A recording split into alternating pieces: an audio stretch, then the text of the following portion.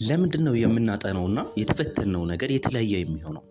ብዙ ጊዜ ይሄ ነገር የሚፈጠረው ቤታችን ውስጥ አጥንተን ወይም ደግሞ በጣም አጥንተን ተዘጋጅተን ደብተሩን በደንብ አጥንተነው ከዛ ወደ ትምህርት ቤት ሄደን ልክ ደርሰን እንደተፈተንን ከዛ የፈተና ቀን ውጤት ሲመጣ ውጤታችን በጣም ቡልሼት የሆነ በጣም የተበላሸ ውጤት ነው የሚሆንብን።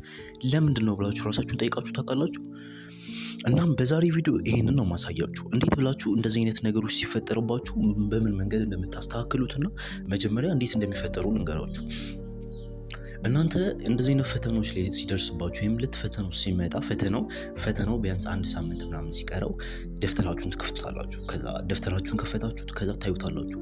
ከዛ ዝም ብላችሁ ነው የምታነቡት። ማለትም የሆነ ነገር ለመያዝ ነው የምትሞክሩት።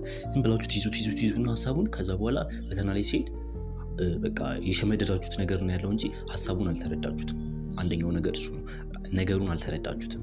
ሁለተኛው ነገር ደግሞ በጊዜ ስላልተዘጋጃችሁም ሊሆን ይችላል። ማለትም በጊዜ ስላልተዘጋጃችሁ ፈተናው ሊበላሽ ይችላል። ለዚህ ነው። እናም ይሄን ነገር ማስተካከል አለባችሁ። አሁን ደግሞ ይሄን ነገር እንዴት እንደምታስተካክሉት ልንገራችሁ። አንደኛ ነገር የትምህርቱን ሀሳብ ወይ ደግሞ ትምህርቱ እንዴት እንደሆነና ለመረዳት ሞክሩ። ትምህርቱን የተማራችሁትን ትምህርት አሁን አንድ ርዕስ አለ እንበል። አሁን ፈንክሽን የሚል ርዕስ ካለ ፈንክሽን ራሱ ምን ማለት እንደሆነ መረዳት አለባችሁ እንጂ ፈንክሽን ይዝ ምናምን ብላችሁ ብቻ መያዝ የለባችሁ። አስሸምድዱት። ምን ማለት እንደሆነ ተረዱት።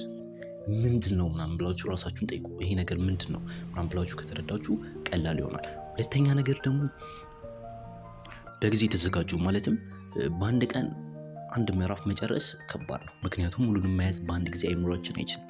ባላችሁ አቅም ለመያዝ ሞክሩ። እናም ደግሞ ይሄንን እንደዚህ ሁለቱን ነገሮች አርጉ።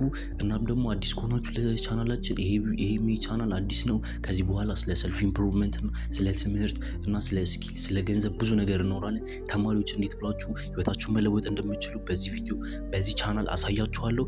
ቻናሉን ሰብስክራይብ ማድረግ እንዳትረሱ፣ ላይክ ማድረግ እንዳትረሱ። ያልተመቻችሁ ነገር ኮሜንት ላይ ጻፉልኝ። ምን ያልገባችሁ ነገር ካለ ቪዲዮ ሰራላችኋለሁ። አመሰግናለሁ። ቻው